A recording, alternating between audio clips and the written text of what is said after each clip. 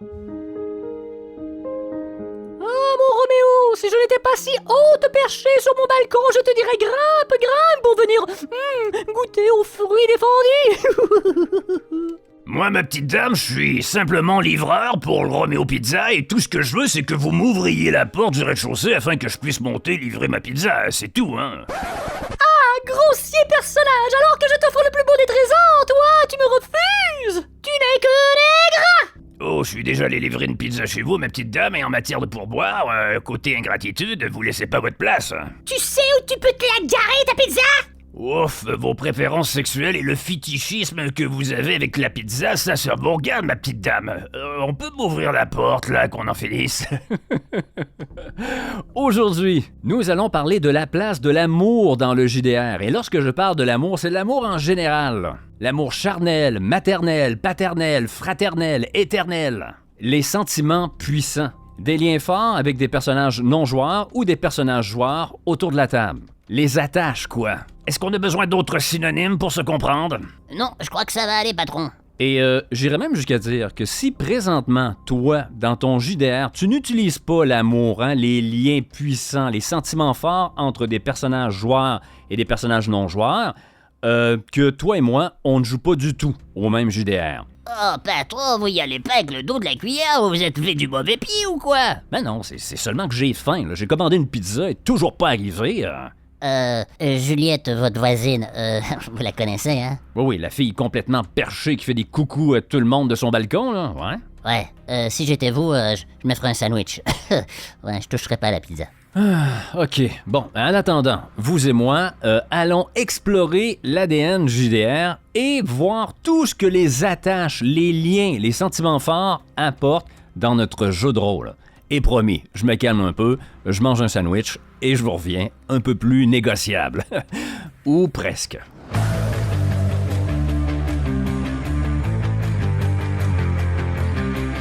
Imagitateurs, imagitatrices, hello there! Comment que ça va bien les gens? Eric pour les imagitateurs du JDR et aujourd'hui, on se parle de l'amour avec un grand A.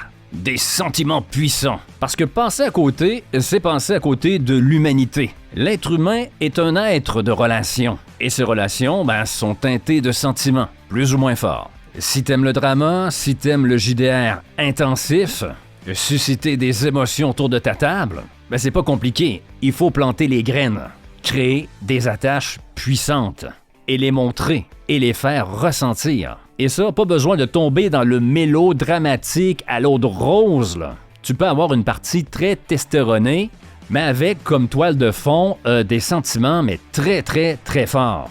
Dans cette capsule, premièrement, on va voir que, en général, c'est moins facile pour nos garçons d'étaler leurs sentiments sur la table. N'en déplaise à ceux qui voudraient abolir les genres. Ta gueule, c'est magique. Non, c'est pas du tout magique. En général, il y a beaucoup une question d'éducation. Quand tu te fais dire tout jeune, alors que tu verses une larme, « Ah, les grands garçons, ça ne pleure pas! » C'est une phrase tout à fait anodine, mais lorsque tu te le fais répéter toute ton enfance de diverses formulations, ça finit par faire son petit bonhomme de chemin, comme on dit. Résultat, au début dans le JDR, c'était pas facile de faire en sorte que mes barbus aient des liens affectifs puissants.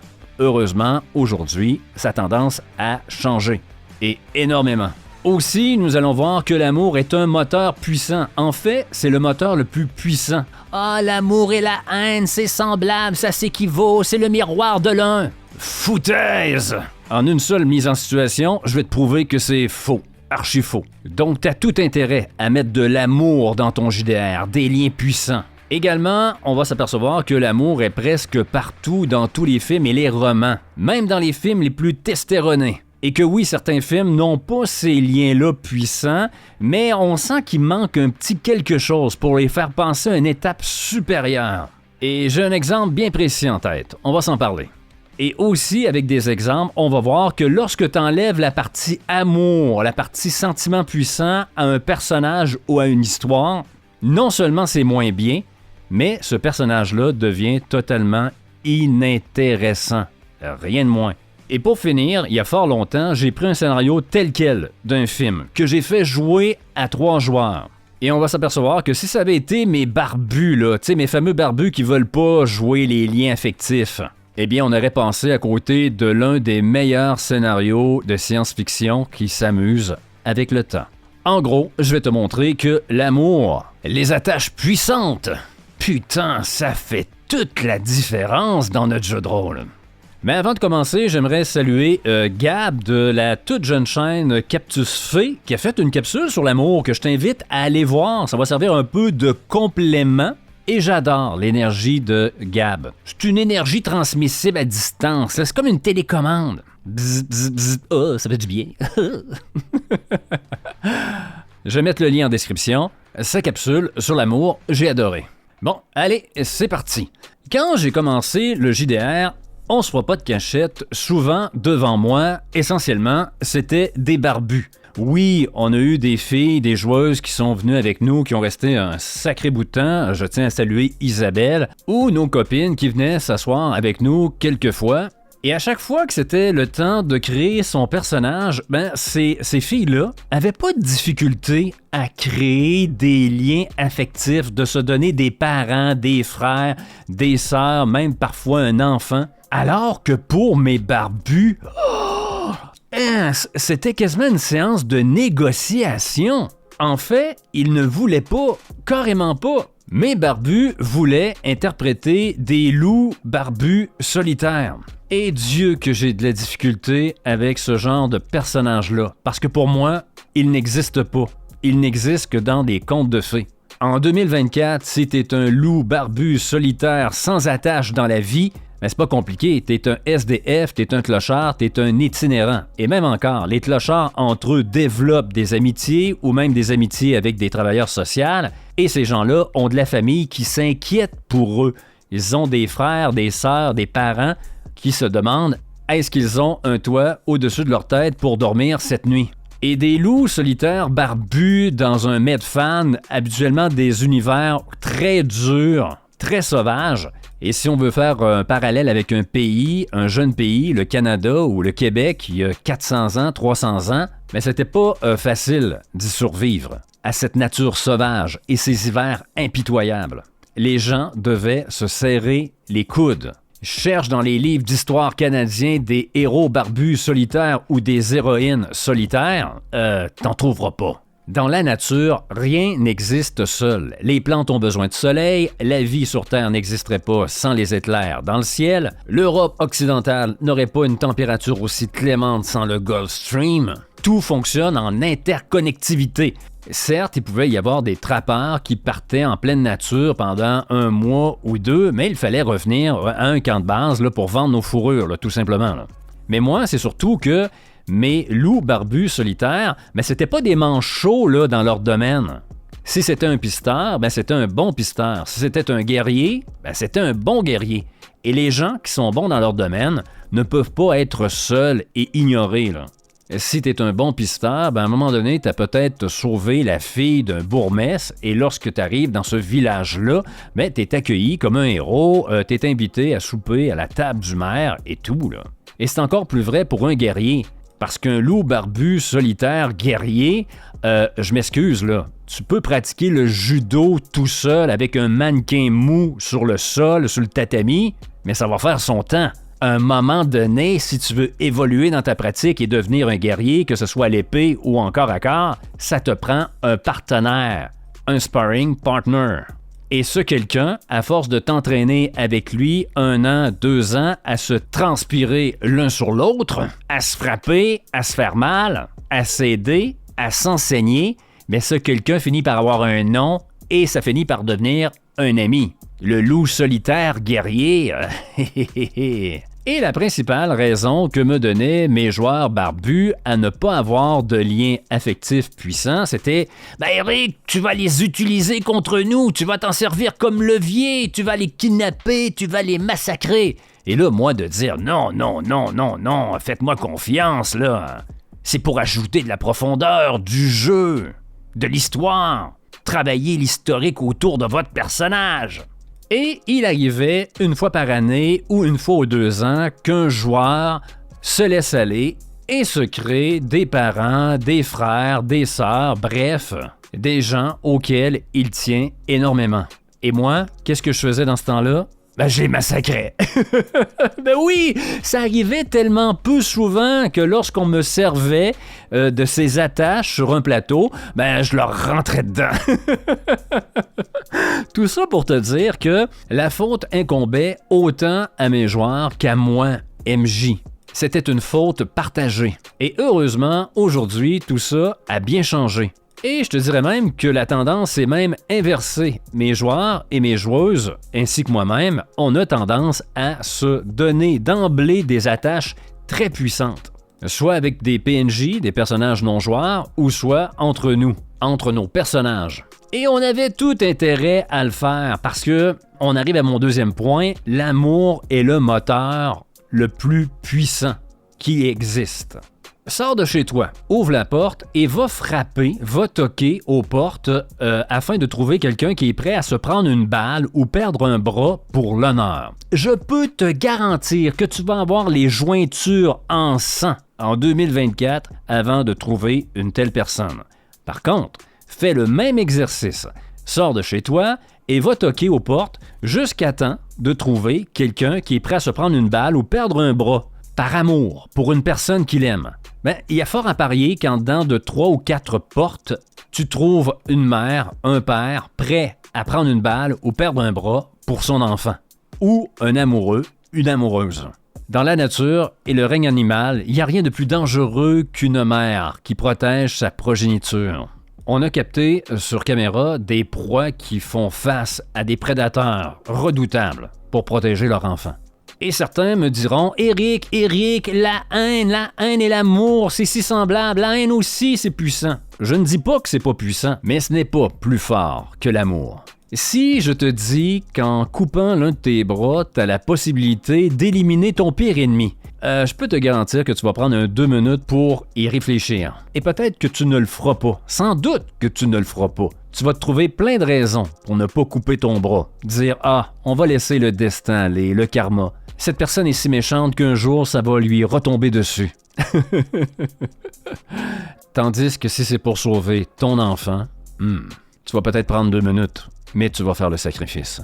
Et là, certains pourront dire « Moi, mais Eric, regarde les guerres. L'amour, c'est pas si puissant que ça. » C'est parce que le problème avec l'amour, c'est un sentiment intime, relationnel entre 2 personnes, entre 2 frères, 2 sœurs, 2 amoureux, entre un parent et son enfant. Effectivement, ça sert à rien de faire un barrage d'amour à une frontière pour arrêter une armée. Ça ne fonctionnera pas, malheureusement. L'amour, il est partout, même dans tes films, même les films les plus bourrins. Prends John Wick. John Wick, ça commence, il a perdu sa femme, le cancer l'a emporté et elle lui donne un chien pour passer à travers son deuil. Et lorsqu'il perd son chien, on lui enlève la possibilité de le vivre, son deuil. Et comme on a tous perdu quelqu'un dans notre vie à un moment donné, on comprend le sentiment qui anime John Wick. T'étais un fan de Neo, la Matrice, mais Neo n'est rien sans Trinity. La force de Neo vient en grande partie de l'amour qu'il partage avec elle. Ce n'est pas compliqué. L'amour ou les sentiments forts dans nos œuvres qu'on aime, que ce soit des romans ou des films, amènent toute la profondeur, soit à l'histoire, soit au personnage. Enlève le lien père-fils entre Vador et Luke Skywalker, on enlève l'essence de cette première trilogie de Star Wars. Plus récemment, prends la série Arcane de l'univers League of Legends. Le méchant de l'histoire, Silco, ce qui le définit, tout compte fait, le plus important, c'est son lien affectif avec Vander, cet ancien ami qui l'a trahi, qui laisse aujourd'hui transpirer une relation amour-haine. Silco respecte Vander, mais ne va pas hésiter à le tuer. Mais plus que tout, c'est son lien affectif avec Jinx qui définit Silco. Je m'excuse, j'ai surkiffé le personnage de Silco dans Arcane, mais enlève ces 2 liens affectifs, lui avec Vander et lui avec Jinx, Silco devient un ennemi, un vilain tout à fait banal si tu lui enlèves ces 2 relations-là. Ce qui le démarque, c'est ces 2 attaches. Donc, si tu fais du jeu de rôle et que tu n'utilises pas les sentiments forts et puissants, Ben, c'est à tout ça que tu tournes le dos. Des personnages plus grands que nature. Des personnages qui font vrai, qui sont animés par des sentiments. Entre la version originale du roman Dracula de Bram Stoker, où Dracula va sortir de son antre après plusieurs siècles à se terrer, et ce, attiré par l'effervescence que dégage Londres, ouais, je préfère, et de loin, la vision de Francis Ford Coppola, qui le ramène à une humanité qu'on est à même de saisir. Dans la version de Coppola, la femme de Dracula s'est suicidée suite à un stratagème de l'ennemi turc. Des siècles plus tard, voyant la photo de Nina Harker, Dracula y voit une ressemblance avec son ancienne femme et part pour Londres. J'achète carrément. Il y a de bons films qui exploitent pas beaucoup l'amour et les sentiments forts, mais ces films-là, pour moi, vont pas m'habiter très longtemps. Je vais te donner un exemple, OK? Avec le premier film de Quentin Tarantino, Reservoir Dogs, qui est un film culte. La particularité de ce film, qui est à propos d'un casse, c'est que le vol, on ne le voit pas. On voit tout ce qu'il y a avant et tout ce qu'il y a après. Mais c'est à peu près tout ce qu'on exploite dans ce film-là, comme thématique.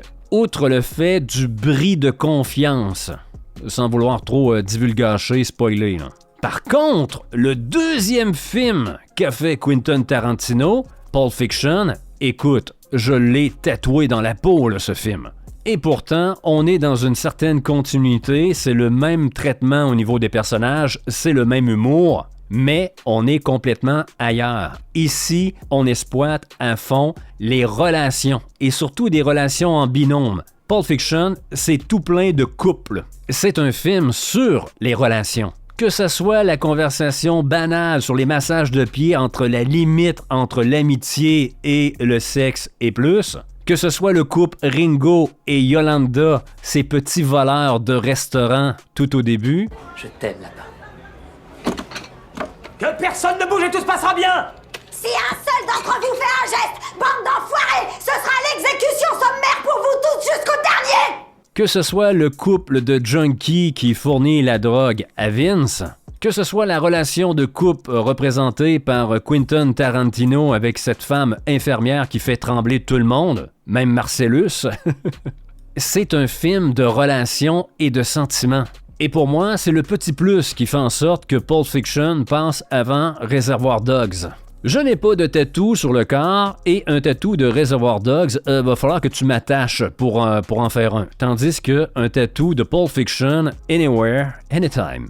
Ah, et la plus extraordinaire des relations très puissantes qu'on voit dans le film de Pulp Fiction, c'est celle entre Butch et son père. Père qu'on ne voit jamais, qui est représenté ici par une montre et qui donne une scène tout à fait mémorable du cinéma américain. On comprend l'attachement que Butch a pour cette montre et pourquoi il va prendre des risques inconsidérés pour la récupérer. Après tout, cette montre a fait un voyage extraordinaire dans l'anus de 2 soldats afin d'arriver dans les mains de Butch.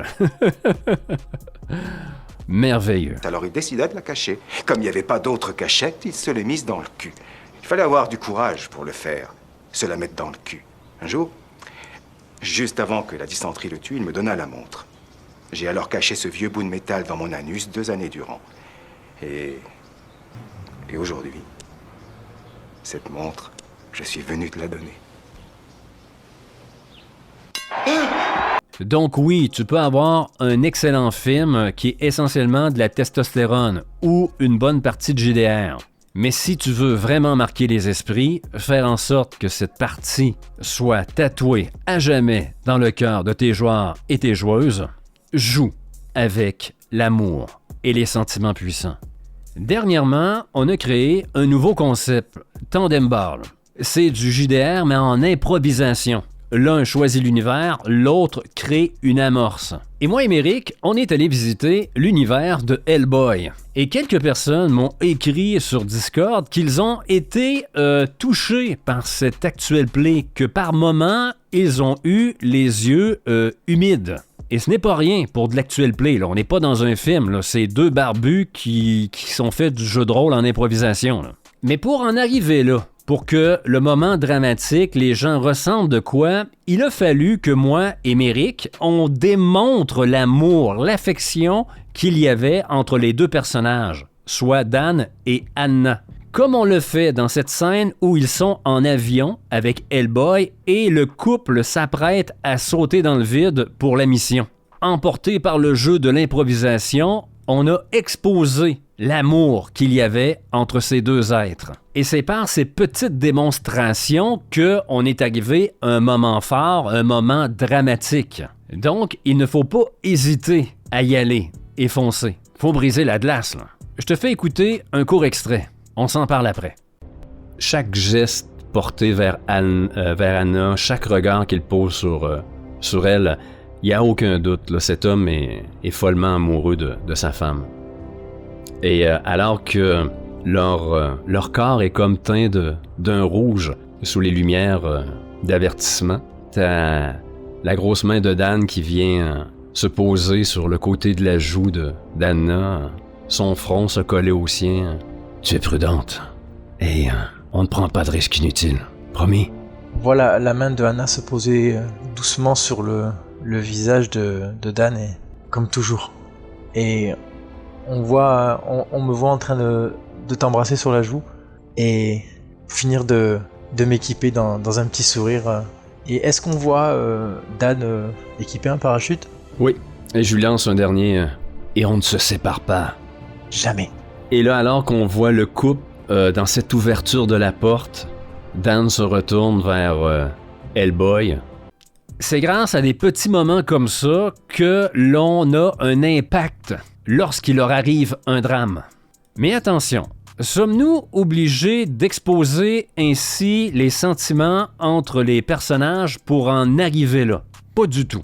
Si vous êtes davantage pudique, et que vous voulez pas aller jusqu'à jouer ainsi, et c'est peut-être plus difficile aussi, là, nous on a joué en distanciel, mais quand t'es, supposons, exemple, deux barbus, l'un qui joue une femme, l'autre qui joue un homme, et que vous êtes à la table, mais il y a peut-être un malaise là, à jouer ainsi, et il y a plusieurs façons de le jouer sans trop démontrer. Et je vais te donner un exemple qui m'est arrivé. Au début, dans ma pratique du jeu de rôle, j'initiais beaucoup de gens à cette activité que je kiffais. Beaucoup plus que je le fais présentement, parce qu'avec les réseaux sociaux, je trouve directement des gens qui me ressemblent et qui sont déjà dans le milieu du jeu de rôle. Mais avant tout ça, fallait les dénicher, là, les joueurs et les joueuses.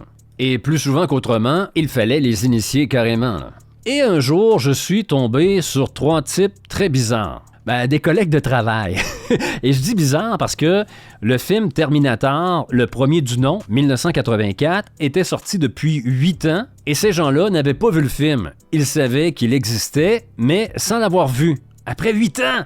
Sérieux, j'ai longtemps cru que ce trio-là était des extraterrestres venus nous étudier. Et à bien y penser, cette possibilité n'est pas exclue. J'ai peut-être rencontré des extraterrestres.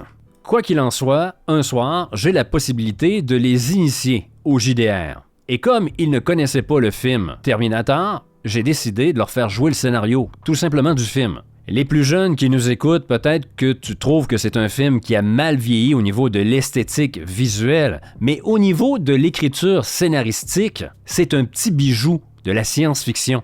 L'un des meilleurs scénarios qui joue avec le voyage dans le temps. La boucle, elle est parfaite. Petit rappel, dans le futur, les IA et les machines ont pris le dessus sur l'humanité et nous ont déclaré la guerre. Alors qu'ils sont en train de gagner, l'humanité se rassemble derrière un homme, John Connor. Et grâce à lui, la vapeur se renverse et l'humanité reprend le dessus. Voyant ça, les machines qui ont découvert une façon de retourner dans le temps envoient l'un de leurs robots tueurs, un T-1000, dans le passé. C'est un T-800, patron, pas un T-1000. Non pas pour assassiner John Connor, enfant, mais tuer sa mère, avant qu'elle ne lui donne naissance. Au fait du plan des machines, John Connor envoie l'un de ses hommes, lui aussi, dans le passé, afin de protéger Sarah Connor, sa mère. Reese, le soldat en question, réussit à sauver Sarah Connor. Maryse, notre soldat, va rajouter sa petite touche personnelle. Amoureux de Sarah Connor, il va y avoir rapprochement. En fait, le soldat que John Connor envoie dans le passé va devenir son père. Je reprends donc ce scénario tel quel, sauf qu'au lieu d'envoyer un seul soldat, John Connor va envoyer 4 soldats dans le passé. J'envoie donc mes 3 barbus, en guillemets, extraterrestres, et je les envoie avec un PNJ. Ils sont donc une équipe de 4 pour retourner dans le passé et sauver Sarah Connor. Et heureusement que j'avais de nouveaux joueurs initiés à ma table, parce que si ça avait été mon groupe régulier de barbus qui ne voulait rien savoir de jouer les sentiments et les attaches, non, nous, c'est la mission. Ouais, mais les gars, ça fait 5 ans que vous vous battez dans les tranchées dans le futur, que vous n'avez pas approché une femme. Là, vous avez une femme tout proche et elle est attirée par l'un de vous. Non? Non, nous, c'est la mission. Putain, c'est qui les robots, là? On aurait gâché l'un des meilleurs scénarios de science-fiction qui joue avec le voyage dans le temps, tout simplement. Parce que oui, encore une fois, tu le vois, l'amour est encore ici au cœur d'un des films très, très, très débordant de testostérone. Et c'est justement cette notion d'affection, d'amour, qui est au cœur du scénario. Cerise n'est pas amoureux de Sarah Connor, on n'en a pas de boucle parfaite, là. Et la façon que les joueurs ont joué, mes initiés, par rapport à Sarah Connor, était excellente. Et on n'est pas tombé dans la démonstration de sentiments débordants, là. Pas du tout. On a joué tout en pudeur et en retenue. Je vais te reconstituer l'une des scènes. En 48 heures, notre groupe a affronté 2 fois le Terminator. Et la dernière, ça a été chaud. Le T-1000 a réussi à agripper Sarah Connor et l'envoyer à travers un mur. Maintenant, tout est devenu calme. Ils sont dans un entrepôt désaffecté et ils ont allumé un feu dans un baril de métal vide. Sarah Connor est un peu plus loin. Ils l'ont installé sur un matelas, un vieux matelas sur lequel les junkies viennent se piquer. Ils ont tiré un vieux rideau tout défraîchi et déchiré pour lui laisser son intimité. Les 4 hommes discutent autour du feu. Le plus vieux, Brown, lance. « La gonzelle a été passablement malmenée. Doc, tu serais mieux d'aller voir ses blessures. Après tout ce qu'on a traversé, ça serait con qu'elle meure d'une infection, non? » Le doc en question, c'est pas du tout un docteur, hein? C'est un infirmier, mais c'est le plus qualifié là, pour justement aller panser les plaies de Sarah Connor. Le joueur qui interprète Doc se lève et va donc auprès de Sarah Connor et commence à vérifier ses blessures, entre autres à une cheville là, qui a été passablement lacérée. En tant que MJ, je pose la question. Doc, alors que tu soignes la jambe de Sarah Connor, que ta peau vient effleurer la sienne, que ressens-tu? Cela fait 5 ans que tu te bats dans les tranchées pour l'humanité. Peu de temps se prête à toi pour l'intimité ou le réconfort d'être avec quelqu'un pour partager un peu de chaleur humaine. Que ressens-tu? J'ai peut-être la chair de poule et peut-être même qu'elle le perçoit. Et si elle le voit, je rougis. Elle le voit, mais la situation la fait sourire. La dernière fois, alors qu'elle a traversé ce mur, c'est toi qui l'as sauvée. Et elle n'est pas indifférente à ton charme. J'ai une question, Doc. Est-ce que tu vas simplement rester 5 minutes, le temps nécessaire à traiter ses blessures, ou tu vas t'attarder un peu plus longtemps auprès de Sarah Connor sur ce matelas? Je crois que je vais prendre mon temps, m'attarder plus que nécessaire pour passer du temps avec elle. C'est donc peut-être une 40aine de minutes plus tard que je vais retourner près du feu voir mes compagnons. Donc, tu vois ici, pas besoin de tout montrer, d'aller vraiment dans les détails, seulement poser des questions à tes joueurs, tes joueuses, quelles sont leurs intentions, et c'est joué, c'est fait, c'est plié. Et suite à ça, ça a amené une toute autre dynamique, parce qu'une fois que Doc est arrivé près du feu, t'as Brown qui a lancé immédiatement un truc du genre... La petite gonzelle, elle est plutôt mignonne, hein? Je me la farcirais bien. Et Doc de se relever d'un bond, déjà les poings et les dents serrés. Surveille ton langage, Brown. Oh, du calme, Doc, c'est quoi? T'en pinces pour la fille? Non, c'est pas ça, c'est que il s'agit de la mère de notre commandant. C'est la mère de John Connor, alors respect. Connor a tout mon respect, c'est mon commandant. Mais à ce que je sache, je n'ai pas vu de grade, moi, sur la robe de la fille.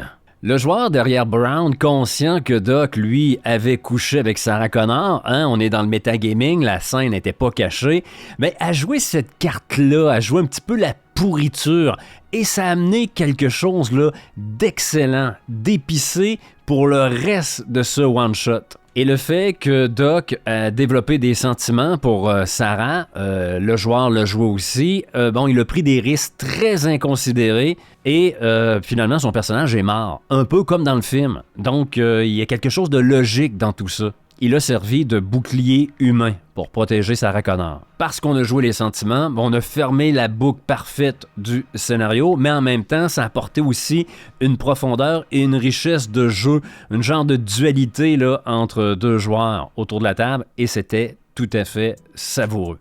Donc, en conclusion, il ne faut pas hésiter à se créer des attaches. Que ce soit des sentiments avec des PNJ ou même entre les personnages autour de la table. Et signe que les temps changent, on voit de plus en plus intégrer dans la mécanique de jeu ces attaches. Exemple, si tu t'entends super bien avec ton père, que ton père, en quelque sorte, c'est ton héros, eh bien, s'il t'arrive quelque chose, un malheur ou des émotions qui te submergent, ou si tu es dans un système avec des points de folie, peut-être qu'un appel ou une rencontre avec ton père va faire en sorte de, justement, récupérer un peu et t'ancrer à nouveau dans la réalité, te faire revenir un peu. Donc ici, les liens très puissants, l'amour, l'affection, ce n'est pas seulement un désavantage, mais également un avantage. Il faut utiliser les deux facettes. Oui, c'est une faiblesse, mais aussi c'est une grande force. Et de toi à moi, c'est quoi le but d'un maître de jeu? C'est de susciter des émotions à tes joueurs et tes joueuses à ta table. Et si tu te prives de la plus grande des émotions, en jouant pas sur les liens affectifs puissants et forts, j'ai le goût de te dire où tu t'en vas avec tes skis. Mais qu'est-ce que tu fous? Donc, joue de pudeur, joue subtil, ou montre-le, affiche-le, crie-le, mais il faut qu'il y ait des attaches puissantes dans ton JDR. Absolument. Sinon, tu restes en mode Reservoir Dogs, ce qui est pas mal en soi, mais ça reste un premier film. Si tu veux penser en vitesse supérieure, pense en vitesse Pulp Fiction, Kill Bill. Going to as kicking mud, buddy. Brasse ton JDR. Oh yeah. Maintenant, c'est à toi de t'exprimer, de me dire à quel point tu utilises les attaches, les liens affectifs puissants dans ton JDR. Ou comment tu les utilises. Est-ce que c'est intégré dans la création de personnages? Est-ce que tu invites tes joueurs et tes joueuses à se créer des attaches avant de démarrer une partie, un one-shot, une campagne? Et face à ces loups barbus ou non barbus, solitaires, comment toi tu réagis? Est-ce que tu acceptes que des gens, des êtres humains, soient carrément nés dans une boule de chou, sans famille, sans parents, sans frères, ni sœurs, ni personne qui ont de l'affection pour eux? Ils sont seuls au monde comme, j'allais dire Thanos, mais même à ça, Thanos, il y a des gens qui l'aiment, il y a des liens affectifs envers Thanos. Putain de loup solitaire, je savais que ça n'existait pas. Et si tu aimes ce que l'on fait, si toi-même tu veux devenir un imagitateur, une imagitatrice, inscris-toi à notre Facebook, TikTok, Instagram, YouTube si c'est pas déjà fait. Et je te donne un prochain rendez-vous, soit pour une capsule, soit pour un actuel play. Quoi qu'il en soit, brasse ton JDR, imagite ton JDR. C'était Eric pour les imagitateurs. Wouh! Eric, j'ai ta pizza! Ouvre-moi! Allez! Patron, c'est Juliette à la porte. Elle a votre pizza. Écoute-moi bien, Picasso, et attentivement, si tu veux encore connaître l'amour. Si tu ouvres cette porte, ne serait-ce que d'1 millimètre, je te jure, je te stérilise avec mes dents. J'avoue que je n'aime pas trop l'image, patron. Vous avez des planches et des clous pour que je barricade la porte?